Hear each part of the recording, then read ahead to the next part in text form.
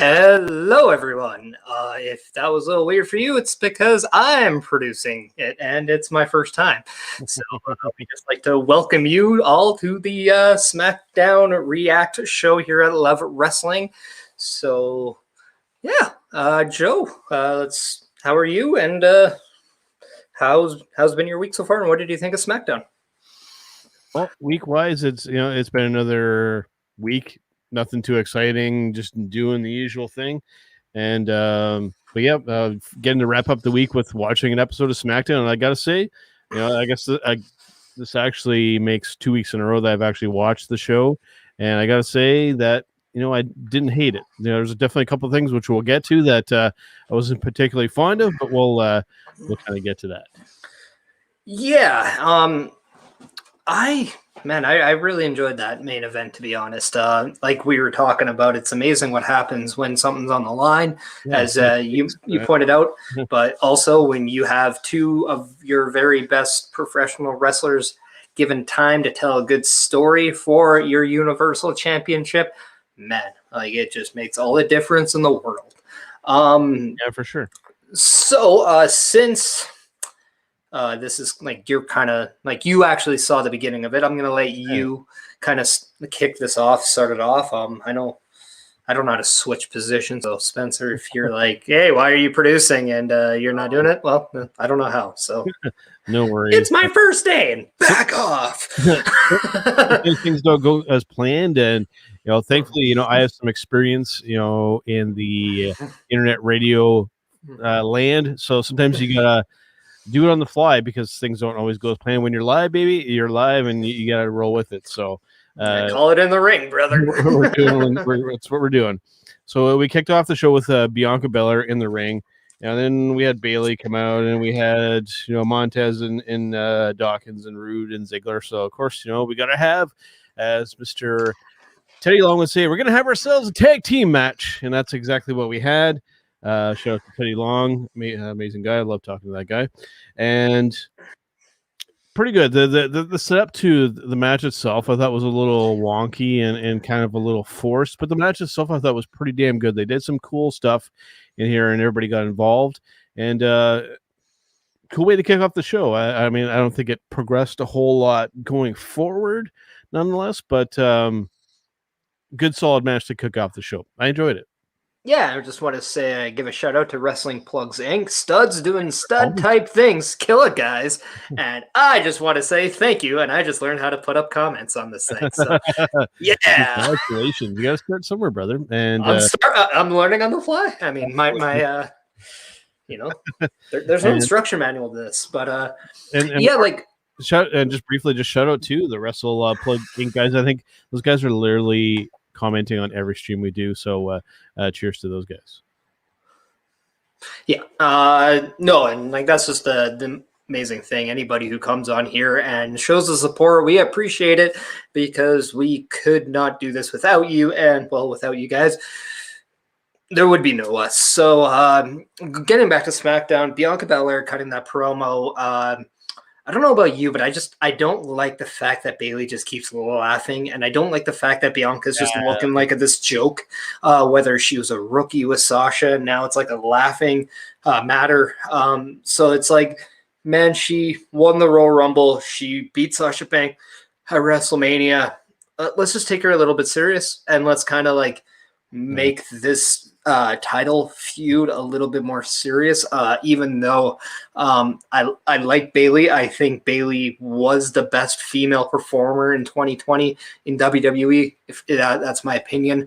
But I just think this stuff like needs to kind of just stop happening. Like, let's make these title matches a little bit more serious and a little bit more meaningful. I mean, it's for the title. Like, come on.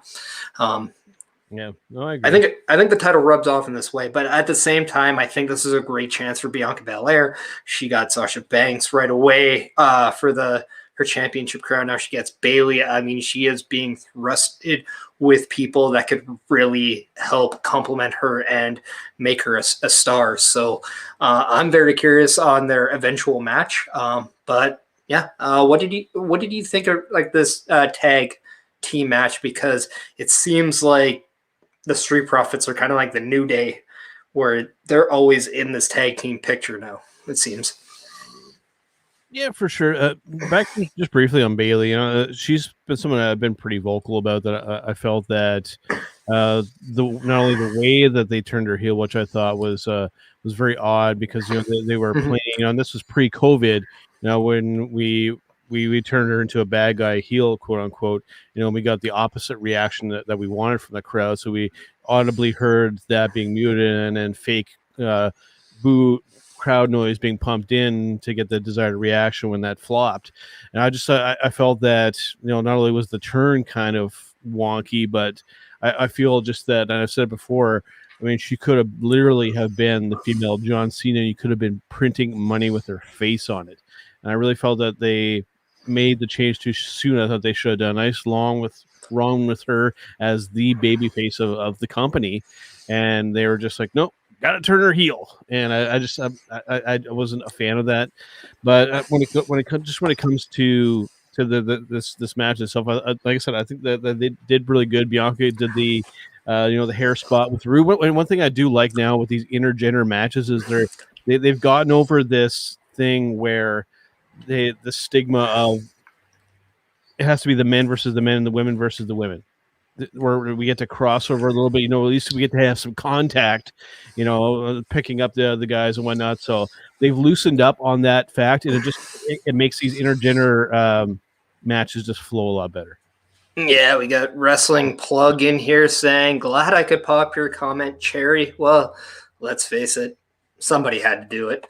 And then Love Wrestling coming in, honking at us because, well, when we're talking about my Cherry, let's honk. That's but good. I mean, I agree with you. Like, I thought there was more potential as Bailey as a baby face. I kind of saw, like, in a way, like what they did with Becky on having kind of like just screwing her with opportunities and always giving it to somebody else on her expense. That could have worked with Bailey. You could have made people feel a little bit more sorry for Bailey because she keeps getting overlooked, and just got that emotional investment with her. But I mean, nonetheless, she was able to kind of pick the ball up and run with it as that heel when she was getting going, and she did some of her best work on the main roster so far. I know you don't like it, the term main roster, but I mean, I'm just saying it for the lack of saying Raw and SmackDown. I will say that I do feel that her best work was in NXT and that she still has yet to reach that level there. But at the same time too, just it's just like I said, it's for me just it was a bit of a tough thing because I really felt that it was a missed opportunity. But again, what it is, and I use the term, she was able to make it work. She did take chicken shit and was able to make it into chicken salad. So props to her because it could have been a lot worse than it was. Yeah. So in this match, we saw the Street Profits and Bianca Belair get the win over the Dirty Dogs and Bailey. What do you think about the potential matchup of the Dirty Dogs against the Street Profits, Bianca Belair versus Bailey? We kind of briefly talked about the women, so let's talk more about the tag titles because, well, let's face it, somebody needs to talk about tag teams in WWE, and, well, we might as well. I'm actually very much liking Dolph Ziggler and Bobby Roode so far, especially now they have kind of committed to that tag team. What do you think? For me, again, this is a point that I always like to try and make. I am not, in full transparency here, I am not a big tag team wrestling guys. If you guys have been watching me on Love Wrestling, since we've gotten started, and if you've been watching and listening to me on Turnbuckle Talk, you guys will definitely know that I have never been a big tag team guy. But I will always prefer the ones that are referred to as the tag team specialists, the ones that really train and kind of go about that aspect of it. When you combine two singles wrestlers, as we like to say, into a tag team match, it never quite feels the same. It feels like we're doing some background kind of storyline to progress that further, and then they're just gonna either split off or have a match with each other or what have you, right? So I will always prefer those tag team specialists because that's that's I just think when tag team wrestling works better when these guys are actual tag teams. Go figure, right? So Yeah. the Street Profits, they I thought they did excellent in NXT. I thought that they've done okay coming up to quote unquote the main roster, so to speak. But Ziggler and Rude, I mean, I'm always gonna root for those guys as singles wrestlers. I still think that Rude has like a really really good singles run uh, in his future, hopefully. Because I mean, if you guys, if any of you are familiar with him, like if you've watched TNA, watched Impact, I mean, did some fantastic stuff there. The guy's very very capable, and they have somebody really good at him, and he's Canadian to boot. Just a little side benefit there, but they have somebody really good there, and I think that he goes. Underutilized and appreciated. And that hair whip spot with him and Bianca was again quite something to see. And he sold out like a champ too. He sold his ass off for Bianca on that. But yep, just curious to see. But I mean, I like him and Ziggler together, but I think that they will always be better and excel better just as singles guys. That's just how I see those guys. Yeah, Ed popping in. Hello, Ed. Thank you again for coming by and stepping out. You Another are regular. a gem. Regular. Yeah, you are a gem. Really good match. That hair whip sell from Rude was really good. Ed is like literally like the Cal Ripken Jr. of our chat. He is on every single show. Props to you, sir. Props to you, sir. Thank you so much.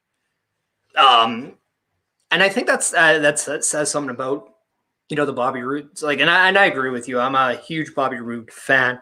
I'm like Dolph Ziggler. I'm still on the side of Bobby Roode.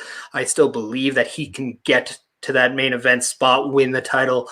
Whereas Dolph Ziggler, I've kind of lost that hope, lost that kind of investment in a run for him. Yeah.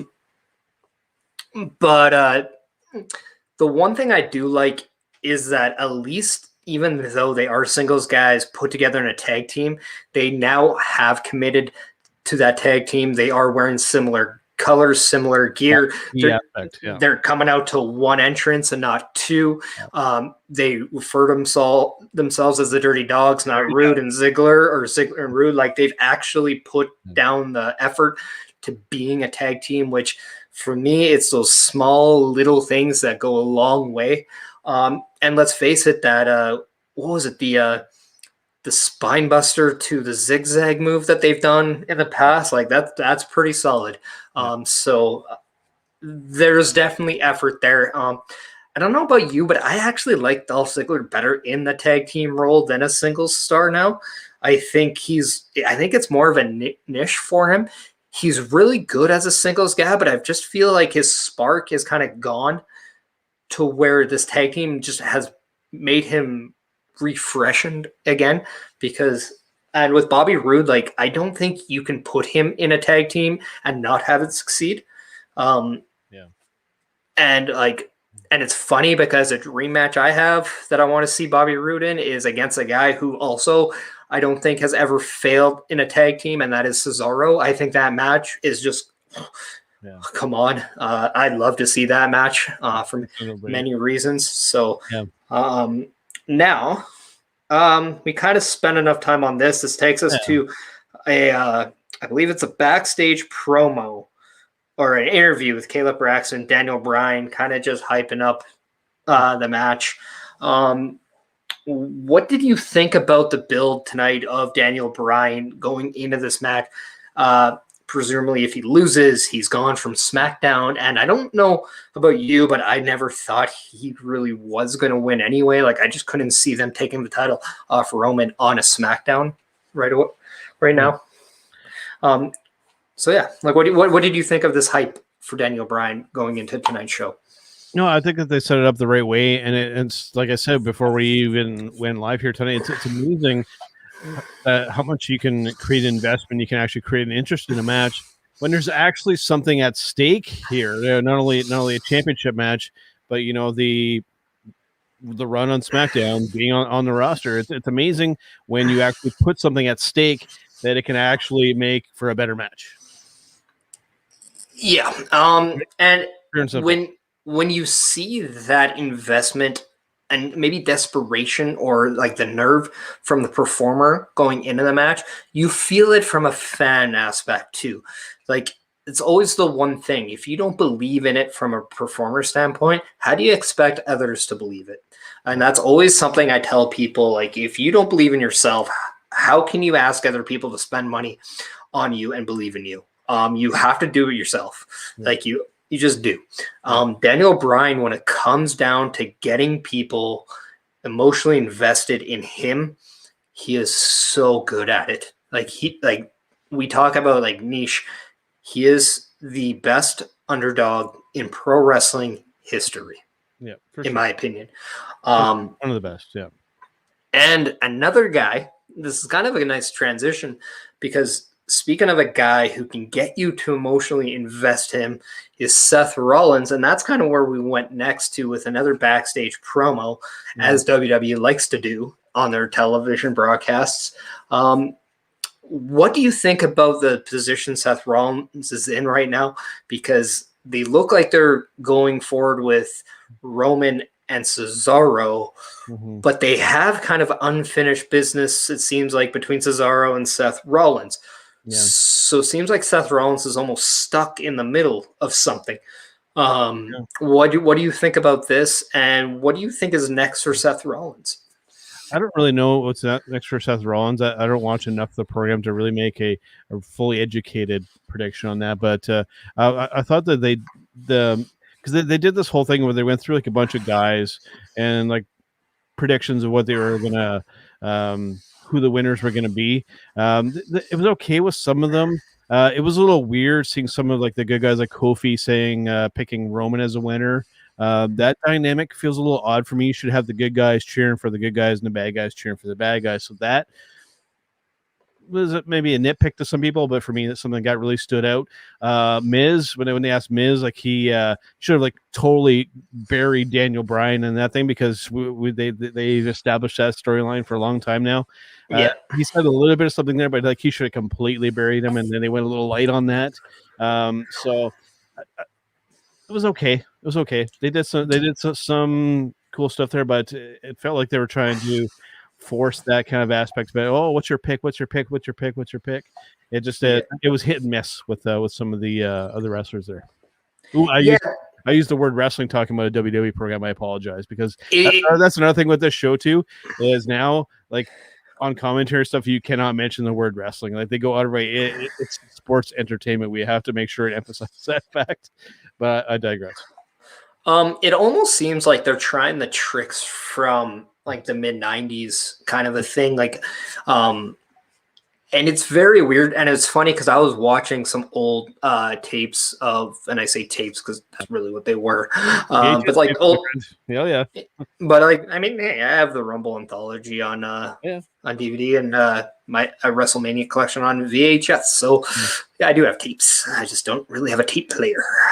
But no, but there's a lot of those little tricks of the trade that they would do on the production side, whether it's like, oh, who do you have? Like, let's try to get it was almost like an inside, like almost betting odd kind of a deal, but it almost created more interest backstage. And if the wrestlers are interested, then the fans need to be invested. And it was just like, if your favorite wrestler is invested, you'll magically get invested too.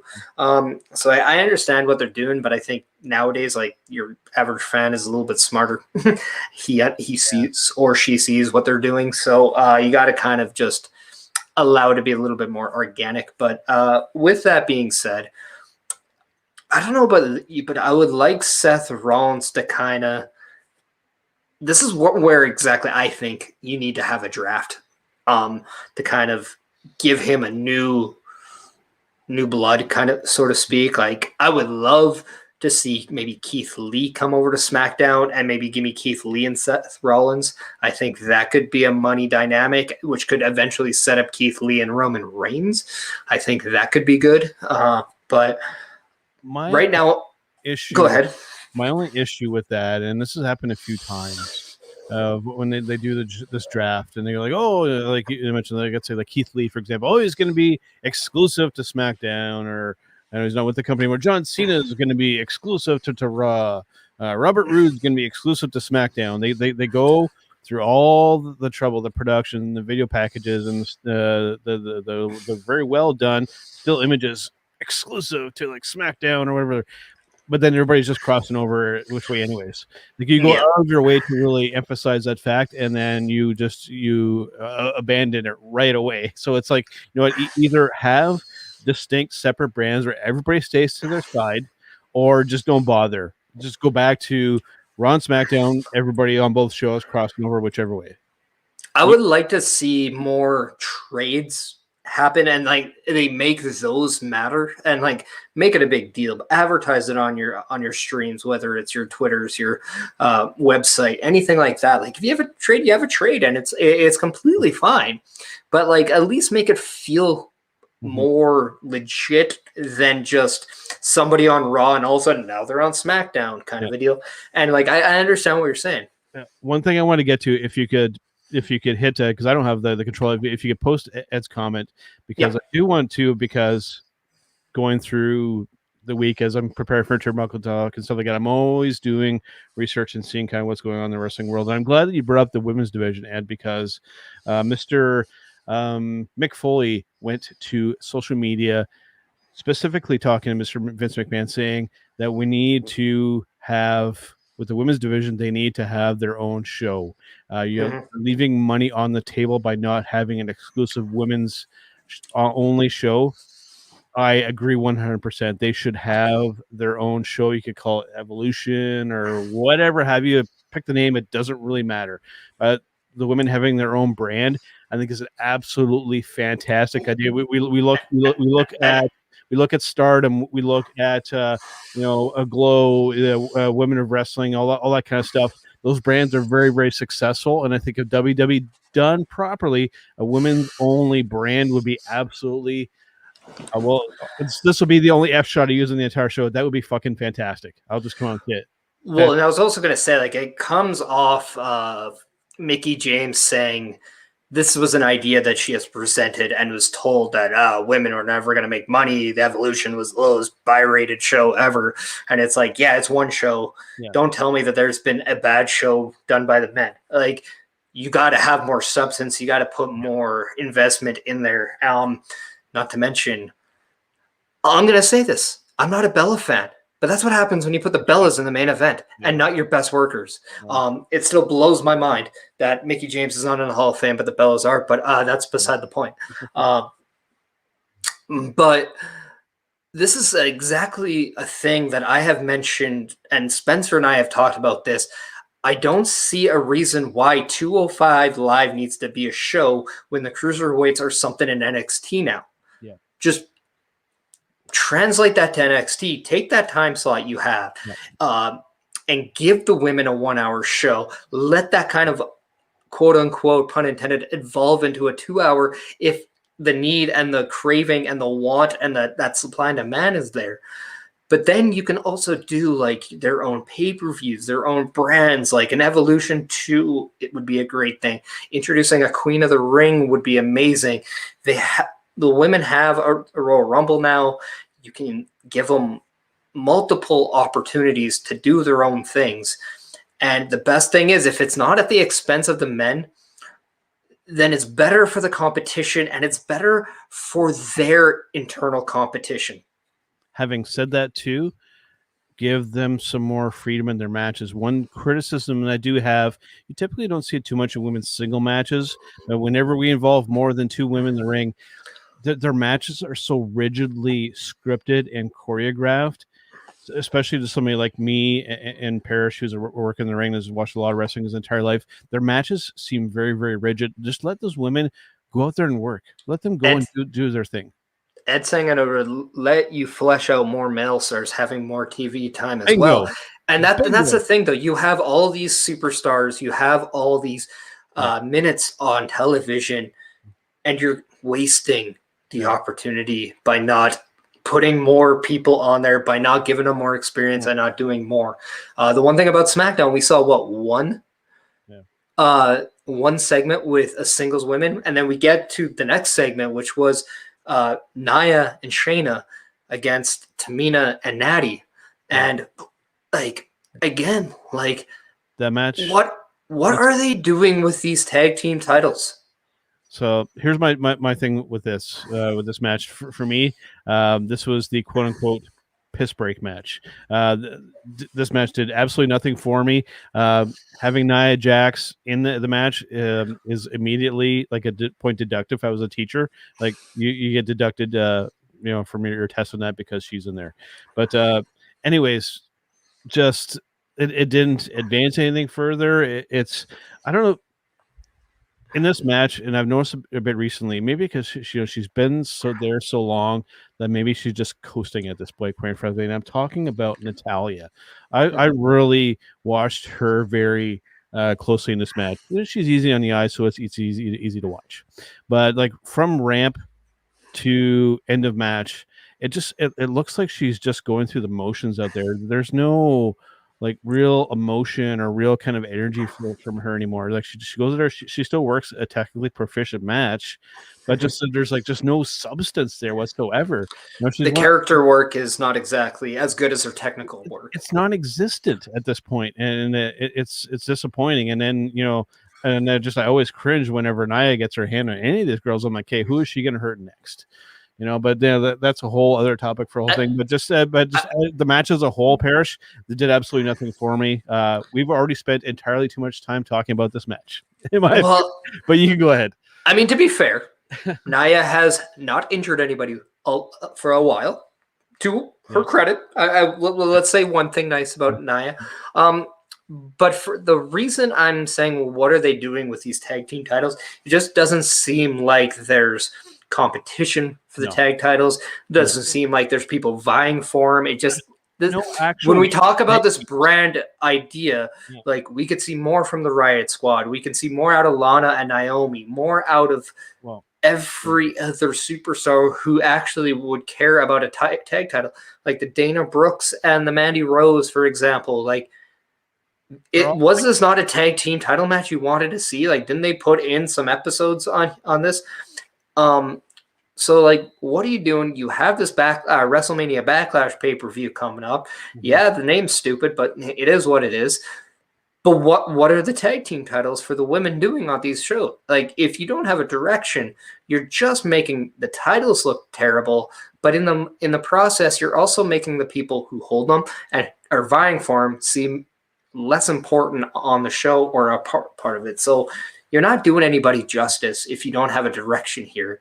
And I think that's my biggest gripe is there's no actual direction with the tag team titles on the women's side. And that bugs me more than who's holding them, what the match is, or how good the match is, to be honest. My biggest gripe, and I do agree with the lack of direction, my biggest gripe, though, is there's no actual women's tag teams. These are all singles wrestlers thrown together as quote-unquote teams. The closest that I could remotely think of is the Riot Squad. They look similar. You could tell that they have some tag team-ish kind of moves, but everybody else, they're just singles wrestlers thrust together as tag teams. That's why the women's tag division doesn't work right now. It can, but we need to have, as I had mentioned earlier with the Street Profits, we need to have tag team specialists. Go out and find some girls that have actually. And the problem, and it lies there in itself, is that there's not a whole lot of exclusive women's tag teams out there. This is still a very new thing, too, right? So it's one of those things where. I want it to be something cool, but we're not there yet. So we need to be careful not to like throw this down. I thought that they pulled the trigger on it a little too soon, to be honest with you. But it is what it is. But hopefully, it's something that can be fleshed out at some point because it does have some potential. But it's just like it's really rocky and up in the air right now. But going from that because we still have quite a bit to get through here, Parrish. Let's get through to I think one of the highlights for the evening. They did another one of these packages with Aleister Black. Yes, and, we can't forget him this time. Yeah, and really cool. I thought that they did an excellent job here, Parrish. But I do have a critique here, not with the presentation and his performance. All that was fantastic. The thing here is, what is the purpose of these promos? who is he? Is he targeting somebody? Is what's the end game? What's the purpose of doing these? That's my only issue. Is that these video packages, these promos, fantastic, but what is the purpose behind that? Well, at some point, we need to say, hey, I've got my eyes on somebody, or what's the reasoning for doing this? Otherwise, it will eventually kind of fall flat. Yeah. That's the only problem. Yeah. I mean, where's it going? Right? Exactly. There has to be a destination, but I also do believe, like, again, like, and this is something I believe we talked on Sunday brunch.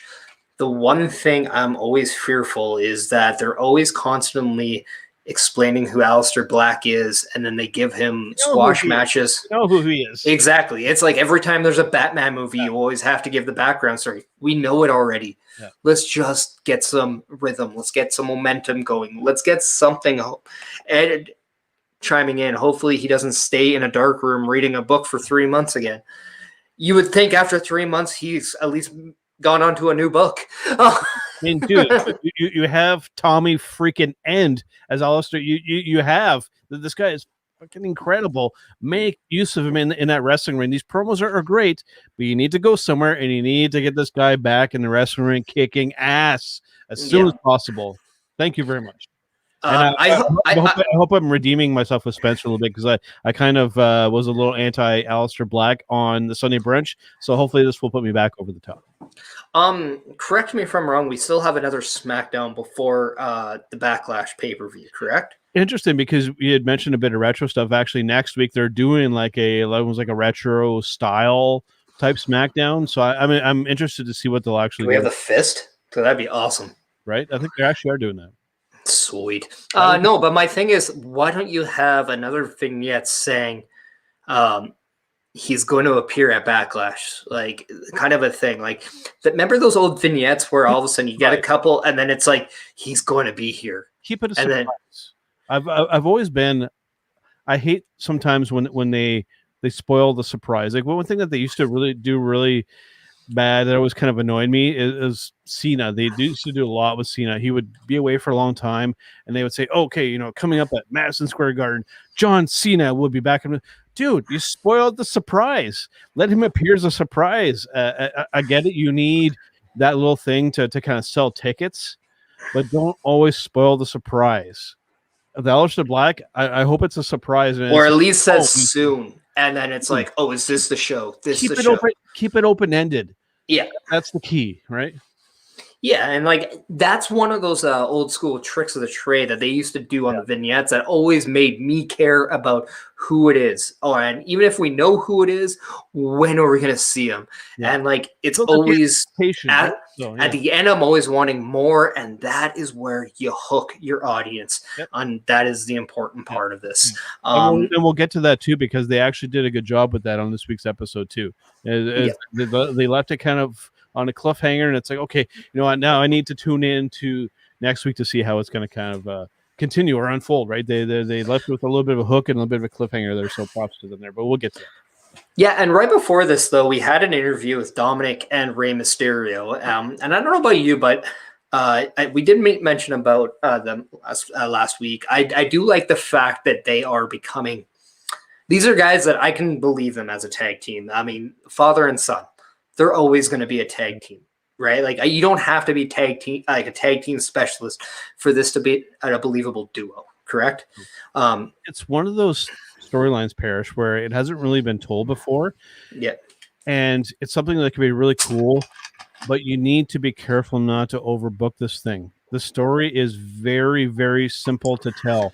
You have a father and son that are essentially a tag team, and a father and son have never been tag team champions together. That's the story. We don't need to overthink this thing here. It's the story writes itself. Just go with it. If we overthink and overbook the shit out of this, it might kind of not be all that good. So WWE, and there needs to be roadblocks with this team before they get to that ultimate goal of becoming tag team champions. You need to build up the sympathy so that they can fully get over at the end, right? So again, it's not difficult. Just do it. That's all. And you know what's really cool? I think it's just a moment too of time where Rey Mysterio is holding a championship with his son in a WWE ring. Like that's the big moment. It doesn't like we're already all there. Like we want to see this. We all care about it, but it's not about this moment if you don't give us a journey first. Everyone will say the journey is the best part of the ride. So, I believe we just got a raid, didn't we? From Cool. Very cool. So I believe it's Nigel Fargesis. I don't know how to pronounce his name, man. Post up the comment so we get them a little exposure here. Yeah. Oh, yeah, for sure. That's not the right one. There it is. Rookie. No, just kidding. It's my first day, and it's legit. Fantastic. But no, we appreciate the raid. Thank you so much. Yeah. And then there's Ed, just because we got to show Ed some love. Tom Call, who coming up. Yo, love wrestling. Yo, Tom. But yeah, no, I mean it all depends on the journey that we have, because if we can't get into this journey, into this story, then it's all for nothing. Yeah. That'd be we talk about missed opportunities. Yeah. This would be a gigantic missed opportunity if they don't put us on that emotional roller coaster. Right. So next up we had essentially a WrestleMania rematch here between Apollo Crews with Commander what's his name? Commander Aziz Aziz, yeah. Aziz is his name. I got that in the first guess. I was totally guessing on that. And Mr. Big E, who I'm really, really digging in this solo run. I mean, his solo run in NXT was really, really good too. It's kind of good to see Big E kind of away from the New Day, which is cool what it was, but I think it had essentially kind of run its course at this point. So great to see him kind of off on his own doing his thing. Big E's amazing. He's like a human cannonball, and it's highly entertaining. But despite the match, I think they still did pretty good. I mean, it wasn't anything kind of out of this world. Still, my favorite thing of this, we had some involvement from Sami Zayn. Dude, Sami Zayn is my favorite guy on SmackDown. Again, fellow Canadian. Shout out to Sami Zayn. Great to see him involved whenever he's on television. Like I'm entertained. The guy is just like, I don't know what it is. Like he looks like a hobo at this point.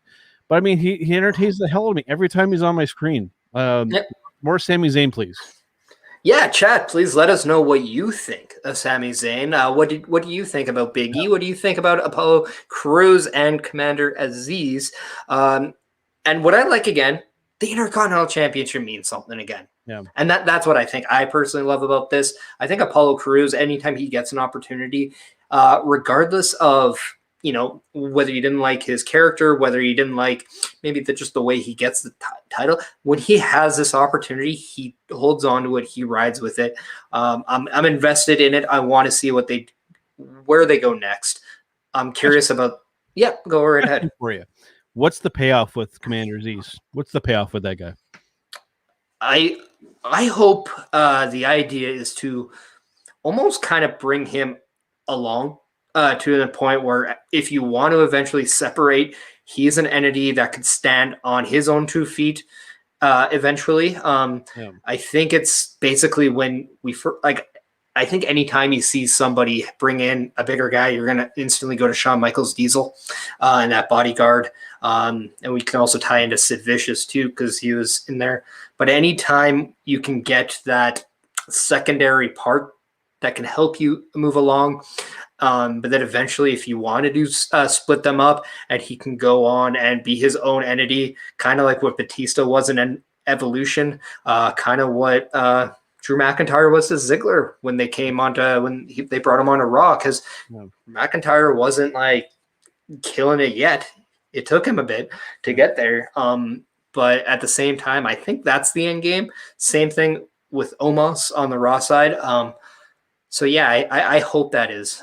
He's still very green, so I think exposure and the reps just on being on the stage, getting in there, he's working with guys like Big E, Kevin Owens, like guys who can help him. So that's important too. What about what do you think? And chat, let us know what you guys think. Yeah, for me and Nigel saying Commander Aziz, a Nigerian guard from Poland. I know, right?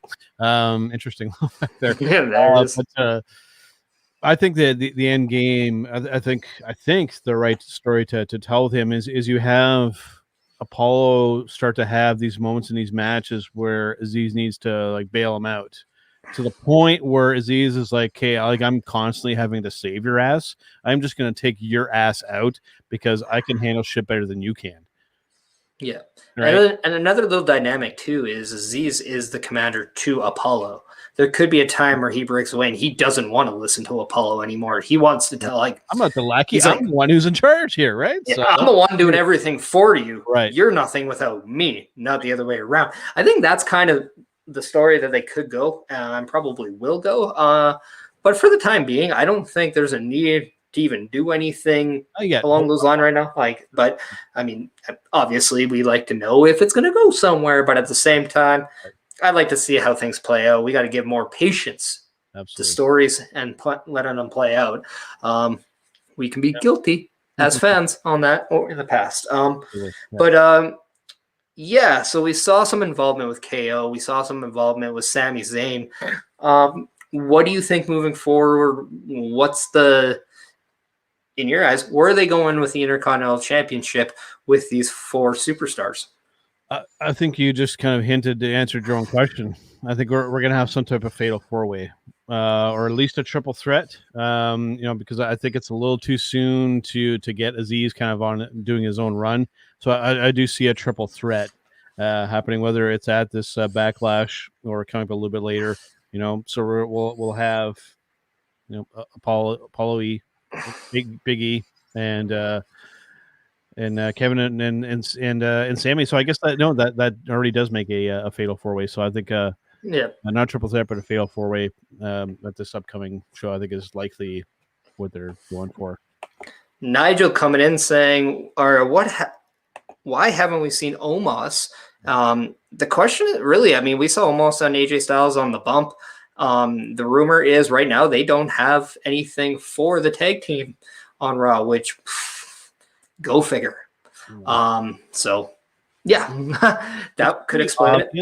It's pretty obvious that SmackDown's the better show. I think that's kind of the consensus. I mean, dude, you've managed to get me to watch SmackDown 2 weeks in a row. That didn't happen with me with Raw, so that says something. that says something. But again, I just like coming on and talk wrestling with Parrish, so that's also a big plus. But dude, let's get to maybe I'm a bigger draw than Raw. Yeah, the Michael Thomas flex. What up? Let's get to this main event, dude. Because yes, I thought this is why we watched SmackDown tonight. It's my match of the night. Clearly. But the setup for it was really good. Like I said, we generated in a relatively short amount of time, we generated the investment, the interest, because we had legitimate stakes on the line here. Not only the Universal Championship, but Daniel's spot on SmackDown as well. So that got me interested. And one little critique that I do have to do, because I do critique things when I do see them, is that I thought we were overselling things a little bit. Specifically, I don't remember exactly where in the match that this fell, but Pat McAfee referring to Roman Reigns as the most legendary champion in WWE history. Yawn. That was my reaction to that line. It's like, dude, I understand that you're trying to sell him, but we're not even in that same league. You're going to throw him into the same realm as, Andre the Giant, Ultimate Warrior, Hulk Hogan, Ric Flair. Those guys, not even close yet. We're not even in the same. Bruno Sammartino. We're not even on the same planet. Bruno Sammartino. There's a lot of competition. So a little overselling there from Pat McAfee. But other than that, I mean, these two guys, like I said, we did absolutely fantastic. Watching Roman work these days, I really do feel. I get that feeling that he's like this modern day Wild Samoan type of character. He's got me kind of believing that, and he's doing it very well. And I really don't have any complaints about this match. I thought it was really well worked by both guys. I think we told the right story, and I think that Ed making a very good point and a very, very important point that Roman's music is. That's different. Exactly where I was going to get to. How refreshing is it that we no longer have Shield music? Right. Roman is his own man now. Yeah, because that was another, just back briefly on Bailey, why again I felt that was a botched heel turn.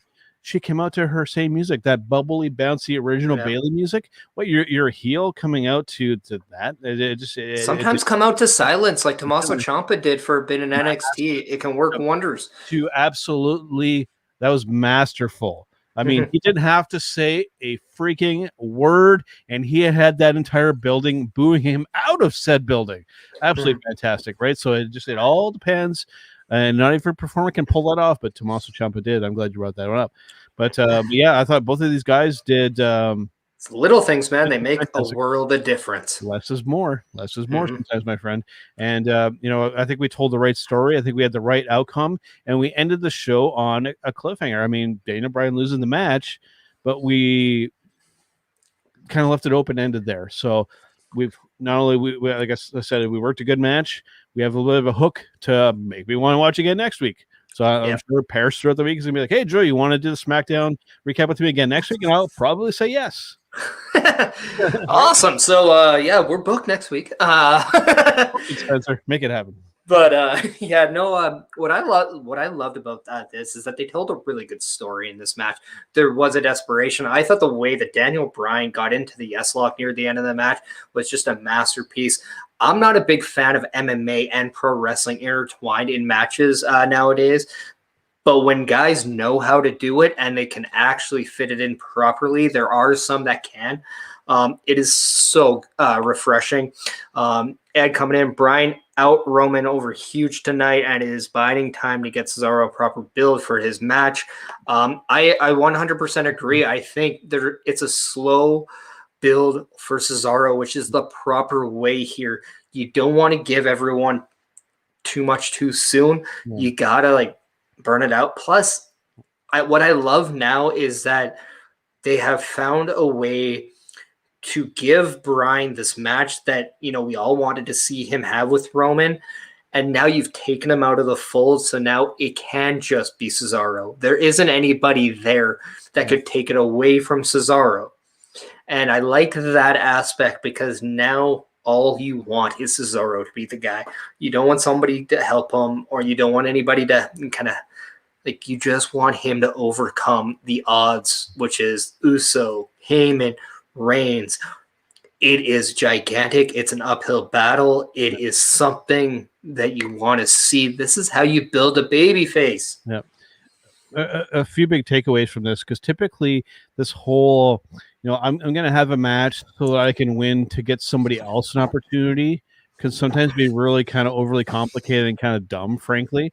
But they protected that here a little bit with it, not only the results of the match, but then having Cesaro coming out and not looking weak at this. Oh my God, that uppercut in the ring just right. So it did good. A fire. That's what it is. It's a fire. That is believable. Now, having said that, because I mean, Bryan looks like he's not going to be on SmackDown anymore, or we'll see kind of coming Monday. Maybe Cesaro will give up his opportunity for Bryan to stay on SmackDown or something. That could be a possible angle. If that's not an option, what do you do with Daniel Parrish? What do you do with Daniel? I think what really is a good thing right now is you don't have to rush Daniel Bryan into something. I would love. I'm gonna flat out say this. I would want to see him in NXT UK. Yes. Oh, almost. And the reason why I want to say UK is I would love to see him and Walter. I'd love to see him and Ilya Dragunov. I'd love to see him and Tyler Bate. I'd love to see him and A-Kid, Noam Dar, Jordan Devlin, some of these guys, and then go to NXT. I think right now you can let Daniel Bryan kind of flutter all over if you want. But at the same time, you don't have to do it right away. Yep. You said make it a surprise. Why doesn't he do that? What next time there's a takeover, why isn't he why not have him as a surprise opponent? For me, I'd like to see him in the regular NXT. Dream matchup scenarios. Adam Cole. Mm-hmm. Tyler Breeze. What's Sam Shaw's character? What's his name? Dexter Lumis. Dexter Lumis, and then Cameron Grimes. those are like 4 like killer dream matchups. Like Daniel could go in there and like absolutely Timothy Thatcher would be a fun one to another watch. good. Actually, that he would make a good tag team partner for Daniel, I think. And Mhm. you could do like a one match, and maybe do like a short tag team run. But like those like for me, like especially like Tyler Breeze and like Adam Cole and Cameron Grimes, like those 3 matchups, like I want to see those. Ed coming in, Brian swap for Drew in 3 months, followed up by Brian versus LA Knight. That Yeah. would be good. That would be good because he's been killing over there in NXT. LA Knight definitely needs that next I will say, feud. Like he needs that feud to sink his teeth in. I will say, if they could come up with another name, I think that would be beneficial. That name is kind of like, I'll give it time. Give me 6 months, and if I still feel the same way, because at first I was a fan of Tommy End. I didn't like the Aleister Black name, but oh my god, now I like Aleister Black more. There's a lot of names that over time it kind of just worked. So the only problem, the character makes the name doesn't make the character. The only problem, Ed, with Brian versus Gargano is they're essentially the same person. That's the only issue with doing that type of match is it's like a mirror match almost. The two are so similar to each other that I think they would just kind of cancel each other out. It could still potentially be an interesting match, but that's a tough one. I think those two guys would possibly make a better team than opponents. But that's just my opinion. Your results may vary. But speaking of opponents, it looks like, and to kind of get back on the SmackDown track, Cesaro versus Roman Reigns, and kind of that hook that we were talking about. If we can go in detail for those who didn't see it, Daniel Bryan passed out in the choke from Roman Reigns, the guillotine choke that Roman has been using. Then it looked like he was going to do something to him. And then Cesaro came out, started putting a little bit of a beat down on Roman, went to the outside. Uso came in, got him up, threw him back in the ring, tied him in the ropes while Roman gave a concerto to Cesaro. I looked at the concerto as one of two things. One, a great way of taking Daniel Bryan out. 2, is this a potential tease where we could see Edge coming back and maybe Edge could be that guy that helps out Cesaro, or at least it's that's overly complicating things, I think, throwing Edge into Edge could also be the guy that comes back to wrestle Seth Rollins. That's also another one that I was thinking too. But with that being, but to lump him in with what's going on with him, Daniel, and Cesaro, I think it's too many cooks in the kitchen at that point. The only reason why I say it with Cesaro is because right when we thought last week we were going to get Cesaro and Roman, all of a sudden you got that swerve and saying Roman wanted Daniel Bryan. Yeah. What happens if it's going to be Edge comes in and Roman's like, I want Edge. I want to take Edge out. And there's all these people that are kind of cutting the line before Cesaro to the point where he just snaps and takes his opportunity. And you kind of fall in love with Cesaro a little bit more because of this. Or you feel a little bit sorry for Cesaro because people are just cutting in front of him. And you're like, when is the Cesaro time? It very well could be this, based on a design right now. But you do eventually need to decide on a direction because you can't like keep swerving, right? You do need to find a clear direction where we're headed and then go in that direction, because if you keep swerving like that, you might eventually swerve right into a giant pile of shit. So. Here's kind of like an idea.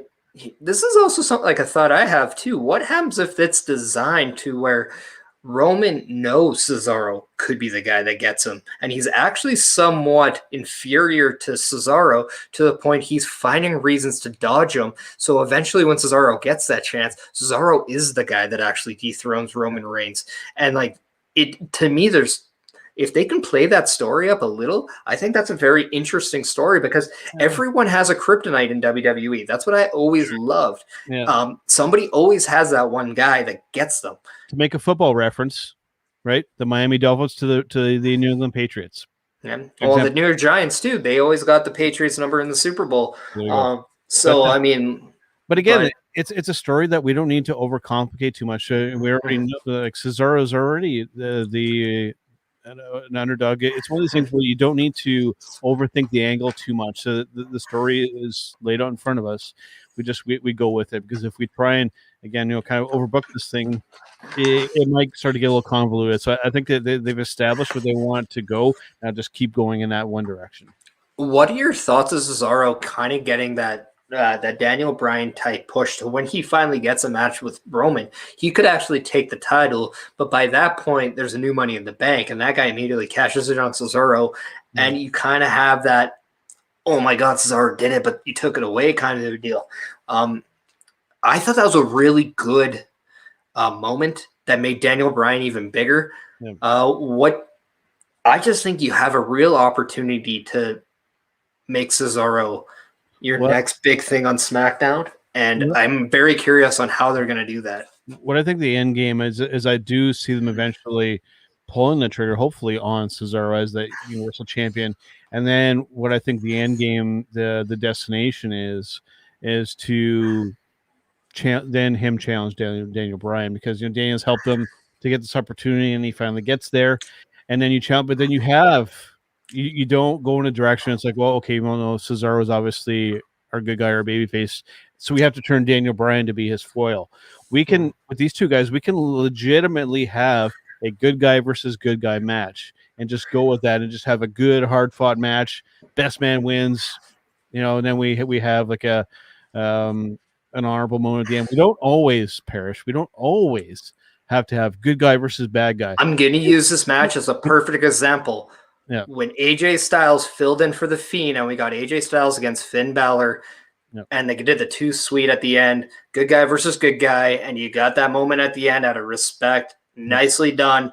It was a moment. It was a great match, great moment afterwards. And to be honest, I think that's exactly what you're talking about. So I just wanted to make sure we plugged that, because that was a great time in WWE. It's the kind of thing that can be done. It needs to be done sparingly, mind you. But because typically, like I said, 99% of the time, professional wrestling is at its best when you have good guy versus bad guy, or good girl versus bad girl. But occasionally, you can pull it off when you have two good guys or you have two bad guys. Just go out there, like I said, in this case, Cesaro and Bryan, say like in New Japan, if you were to get like a Minoru Suzuki against some other kind of bad guy, that could work, where you could have like bad guy versus bad guy, and just like the last person to like knock each other out is the one still left standing, or what have you, right? So like I said, it can occasionally work, but you need to have that talent in there that can really pull it off. And looking at Cesaro and Daniel, those are two guys that are more than capable of doing so. Yeah, and I think we've seen it proven time and time and again that good guy versus a good guy works more so than a bad guy versus bad guy dynamic. You just know that, and I think it's really cool too when you can divide the fans into who they want to win. Whether it's a let's go Cena sucks, regardless of how you thought about Cena, that was a really cool time when you had that split in the fan base.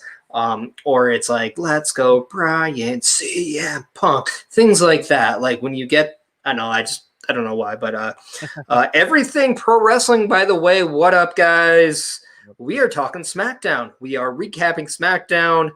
What up, everything pro wrestling? But Joe, we have neared the end of SmackDown. We are back tomorrow night. Again, your brainchild. Talk about what's happening tomorrow night. What's going on? Take us away. I aim to keep it short and sweet on this, Spencer. On the blowing up stream, we are going to be blowing up steam. I caught that. We were, like I said, on the blowing off stream, we were going to be blowing off steam. Essentially, what's going to happen is I'm going to kick everybody's ass at Mario Kart. That is what is going to happen. That is not an eventual. That's not a spoiler. That's just what's going to happen. Calling it now. That's a fact of life. Yeah. So I had to do my Eli LA Knight right there. But yeah, no. So we got blown off stream tomorrow night. Check it out. A new game. Looking for you guys. Yeah. And who doesn't like Mario? in any fashion. I mean, we've all grown up with Mario. It is a staple of our childhood, whether you played the games, whether you played it on whatever system, whether you watched the TV show or the movies. Well, I mean, I even have Yeah. the original cover art from the original NES game in my background here. So, Yep. And as then well. and then we and then you and I return on Sunday with another episode of the Sunday Brunch, I which love the Sunday brunch because it's we always have a full house and we always have good discussions. yep. And I promise next week to be nicer about Aleister Black. And with that being said, you can go to lovewrestling.ca/shop and get your Sunday brunch mugs. You can get your Love Wrestling shirts. You can pick up your Love Wrestling face masks, because in this time, even if you're vaccinated, we still want you to be safe. Follow your local restrictions, wear a mask, wash your hands. Joe, I've never closed this before. You got to tell me how to do this. Do I play the music? Because usually this is when I'm looking at my phone, looking at fantasy football. I'm not going to lie. It's usually Spencer talking. So For sure. I'm a little new to this. Do I just play the music and we head out? Well, I'll end it with a few words, and then we'll send up with some music. But first, where can we find you? Oh, yeah. Let's see if I've gotten good at pointing. I'm actually pretty good at this. At TB Talk Pod. You can find it when I'm not doing stuff with the Love Wrestling crew over here. I am doing Turnbuckle Talk with my brother, Carl Carefell. That's coming up this Monday as well. And yes, Spencer saying Parrish, remembering the plugs. Absolutely. And you can follow me on Twitter at Chris Parrish, Instagram at Chris.Parrish, at the Twitch at the Chris Parrish. Make sure you're tuning in to our new Twitch stream. And thank you everyone who checked out the 4-hour stream last night at Love Sports CA. Nice. Make sure you do that. I don't know how to rate or anything like that, so I'm not doing that right now. But we want to thank everyone who has tuned in tonight. And took the time on their Friday night to enjoy us talking Smackdown. We appreciate you all. Have a good night, and let's hope to see you tomorrow night for Blowing Off Stream. For sure.